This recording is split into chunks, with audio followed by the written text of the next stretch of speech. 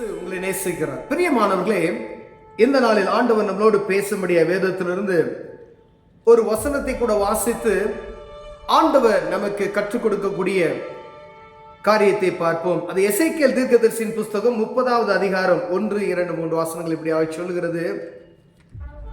கர்த்தருடைய வார்த்தை எனக்கு உண்டாகி அவர், மனுபுத்திரனே, நீ தீர்க்க தரிசனம் சொல்லு.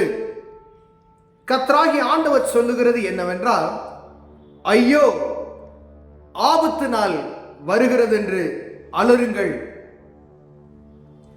நாள் சமீபமாய் இருக்கிறது.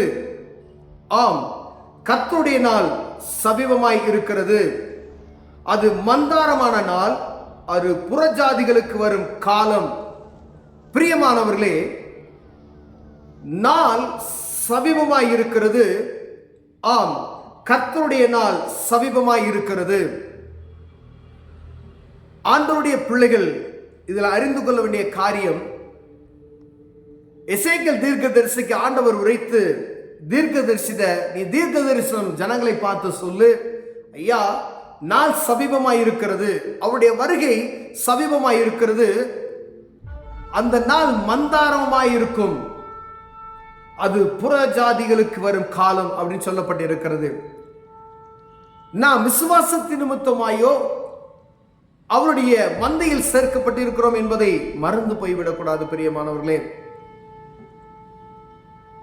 அவருடைய பிள்ளைகளாய் நாம் ஏற்றுக்கொண்டிருக்கிறார். அவருடைய நாள் சமீபமாய் இருக்கிறது என்பதை மீண்டுமாய் தீர்க்கதரிசியின் மூலமாய் ஆண்டவர் உரைத்துக் கொண்ட காலம் இது நிறைவேறிக் கொண்டிருக்கிறது. அவர் வருகைக்கு அநேக அடையாளங்கள் நமக்கு சொல்லப்பட்டிருக்கிறது, நாம் அறிந்திருக்கிறோம். எங்கும் யுத்தங்கள், யுத்தத்தின் செய்திகள்.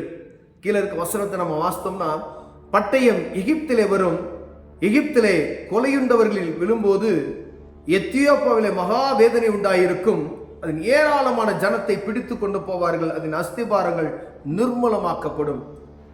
ஏதோ ஒரு நாள் வந்தாங்க, பாலஸ்தீனத்தில் ஜனங்கள் எல்லாம் என்ன செஞ்சுனா பிடிச்சிட்டு போயிட்டாங்க. பாருங்க, மகா வேதனை உண்டாயிருக்குமா, அதன் ஏராளமான ஜனத்தை பிடித்து கொண்டு போவார்கள், அதன் அஸ்திபாரங்கள் நிர்மூலமாக்கப்படும். காஷா பட்டணம்லாம் அழிக்கப்பட்டது பார்த்தோம், அஸ்திபாரம் நிர்மூலமாக்கப்பட்டது. ஆண்டவருடைய சத்தம், ஆண்டவருடைய வார்த்தை நிறைவேறி கொண்டிருக்கிறதை நாம் மறந்து போய்விடாது. ஏன் இதெல்லாம் ஆண்டவர் எழுதி வைத்திருக்கிறார்னா, மேல உள்ள வசனம் நமக்கு தெளிவாக சொல்லப்படுகிறது. நாள் சமீபமாய் இருக்கிறது, அவருடைய வருகையின் நாள் சமீபமாய் இருக்கிறது. நீங்கள் ஜாக்கிரதை உள்ளவர்களாய், எச்சரிப்பு உள்ளவர்களாய், ஆயத்தம் உள்ளவர்களாய் காணப்படும்படியாய் இதெல்லாம் நடக்கும். இதெல்லாம் நடந்துகிட்டு இருக்கு. நம் கண்ணால் அதை பார்த்துக்கிட்டு இருக்கோம், செய்தியில கேட்கிறோம். கொடூரமாய் இருக்கிறது, பயங்கரமாய் இருக்கிறது, திகிலாய் இருக்கிறது. பசி, பட்டினி, கொலை, வெட்டுண்டவர்கள், எத்தியோப்பியரும் பூத்தியரும் லூத்தியரும் கலந்த கூட்டமாகிய அனைவரும் கூபியரும் உடன்படிக்கைகளான தேசத்தின் புத்திரரும் அவர்களோட கூட பட்டயத்தால் விழுவார்கள். உடன்படிக்கை கூடியப்பட்டவர்களும் பட்டயத்தால் விழுவார்கள். எத்தனை பேர் அங்க உள்ள இருந்து மரித்து போகிறார்கள். பட்டயம் என்று சொல்லப்படுகிறது. இன்னைக்கு அழகா மிஷின் கண்ணை வச்சு எல்லாத்தையும் என்ன செஞ்சா சுட்டுட்டு போயிட்டே இருக்காங்க. அப்ப தீர்க்க தரிசனம் நிறைவேறி கொண்டிருக்கிறது. எதற்காக நிறைவேற்றி கொண்டிருக்கிற? நாள் சமீபமாய் இருக்கிறது. அந்த நாள் மந்தாரமாய் பயங்கரமாய் இருக்கும், நடந்து கொண்டு இருக்கிறது. கர்த்தருடைய வருகை அது சீக்கிரத்தில் இருக்கிறது என்பதை உணர்த்தும்படியா இந்த காரியங்கள் சொல்லப்பட்டு இருக்கிறது. நாம் செய்ய வேண்டிய காரியம் ஆயத்தம் உள்ளவர்களாய் இருக்கும்படியா ஆண்டவர் பேசுகிறார். பிரியமானவர்களே, இது கடைசி காலமாய் விட்டது. என்ன நடக்கும்? இயேசு கிறிஸ்துவின் இரத்தத்தினால் கழுவப்பட வேண்டும். யாரெல்லாம் இயேசு கிறிஸ்துவின் இரத்தத்தால் கழுவப்பட்டு மீட்கப்படலையோ அவர்கள் பரிதவிக்கப்பட்டவர்களாய் போய்விடுவார் என்று வேதம் சொல்லுகிறது. ஏன்னா ரட்சிப்பு கிறிஸ்துவின் நிமித்தமாய் வருகிறது. பாவ மன்னிப்பு நிச்சயம் இயேசு கிறிஸ்துவின் இரத்தத்தின் மூலமாய் வருகிறது என்பதை நாம் அறிந்து கொள்ளும்படியாய், ஒருவேளை நம்ம அறியல அப்படின்னு சொன்னா, மூழ்கி ஞானஸ்தானம் எடுத்து பாவ மன்னிப்பு அறிக்கை செய்த, ஆண்டவரே என்னை மன்னிங்கன்னு சொல்லி கேட்போமானால் இப்பையும் ஆண்டவர் மன்னிக்க வல்லமையுள்ளவராக இருக்கிறார். எப்படிப்பட்ட பாவியா இருந்தாலும் சரி, யாராக இருந்தாலும் சரி, ஆண்டவர் மன்னிப்பதற்கு இரக்கமுள்ளவராய் இருக்கிறார் பிரியமானவர்களே. ஆனா ஒரு குறிப்பிட்ட காலம் தான் நமக்கு அது கிருபையின் காலம் என்று சொல்லப்பட்டு இருக்கிறது. இது நாள் சமீபமாய் இருக்கிறது. எந்த நாள் எப்படி இருக்கும் சொல்ல முடியாது. எந்த நேரம் வேணாலும் இருக்கலாம். அதனால நம்ம ஆயத்தமாய் இருக்கும்படி ஆண்டவர் விரும்புகிறார் பிரியமானவர்களே. அதற்கு எச்சரிப்பாய் ஏதோ எல்லாம் சிகடங்காதுல சங்கு ஊதுற மாதிரி நம்ம பாட்டு கேட்டுட்டு வசனங்கள் வருது, சொல்றாங்க, பிரசங்கம் பண்றாங்க, தீர்க்க தரிசனம் உரைக்கிறாங்க, ஏதோ காதுல வாங்கிட்டு மீண்டும் நம் உலகத்தின் வழியாய் சாதாரணமாய் நடந்து போகிறவரை போல அதே போல பார்த்துக்கிட்டே அப்படியே இருந்தோம் அப்படின்னு சொன்னோம்னா பரிதபிக்கப்பட்டு போனவர்களாய் காணப்படுவோம் என்று வேதம் சொல்லுகிறது பிரியமானவர்களே. வசனத்தை அதிகாரத்தை நீங்கள் வாசித்தீர்கள், ஆவியானவர் உங்களோடு இடைப்பட வல்லமையுள்ளவராய் இருக்கிறார். நம்ம ஆண்டவரை அறிந்து கொள்ள வேண்டிய காரியம் நாள் சமீபமாய் இருக்கிறது.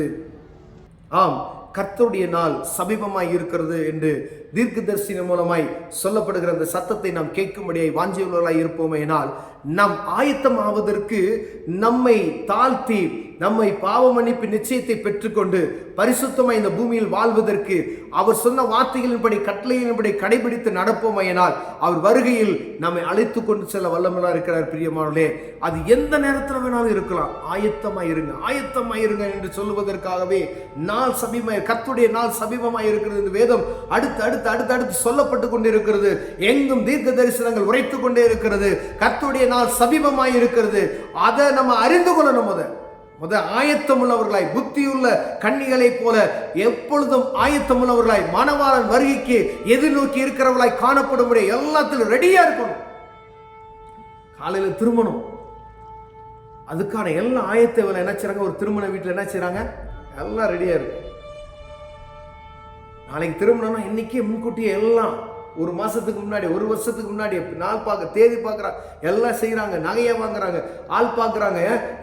என்ன செய்யணுமோ உலகத்தினுடைய காரியத்துக்கு நாம் எப்படிலாம் செய்யறோம், அதே போலதான் மணவாளன் வரும் பொழுது நாம் சரியான நேரத்தில் நாம் ஜோடிக்கப்பட்டவர்களாக இல்லாதபடி இருப்போமா என்னால் கைவிடப்பட்டு போய்விடும் என்று வேதம் சொல்லுகிறது பிரியமானவர்களே.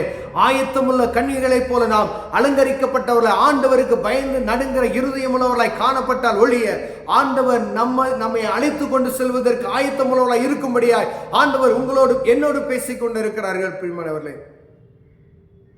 நான் சமீபமாய் இருக்கிறது. என்ன நிலைமையில நம்ம இருக்கிறோம் என்பதை நம்மை ஆராய்ந்து பார்க்கும்படி ஆண்டவர் உங்களோடு என்னோடு பேசுகிறார். ஒருவேளை வருகைக்கு ஆயத்தம் நம்மகிட்ட ரெடியா இருக்கா, இல்ல இன்னும் ஆயத்தப்பட வேண்டியது இருக்கா, எதெல்லாம் விடணுமோ அதெல்லாம் விட்டுட்டு ஆண்டவருக்குரிய காரியம், நீதிக்கான காரியத்தை நாம் நடைபெறுவோமானால் ஆண்டவர் நம்மை ஆசீர்வதிக்க வல்லமையுள்ளவராக இருக்கிறார். கண்களை மூடுவோம், ஜெபம் செய்வோம். அன்பின் தகப்பனே, நாள் சமீபமாய் இருக்கிறதுன்னு சொல்லிட்டீங்க ஆண்டவரே. கர்த்தருடைய நாள் சமீபமாய் இருக்கிறது, அதுக்கு ஆயத்தமாகுங்கள் என்று சொல்லியிருக்கிறீங்க. அதுக்கான எல்லா அடையாளங்களையும் நாங்கள் பார்த்து கொண்டிருக்கிறோம். எங்களை சீர்படுத்துங்க, ஸ்திரப்படுத்துங்க. இயேசுவின் நாமத்தில் பிதாவே, ஆமென்.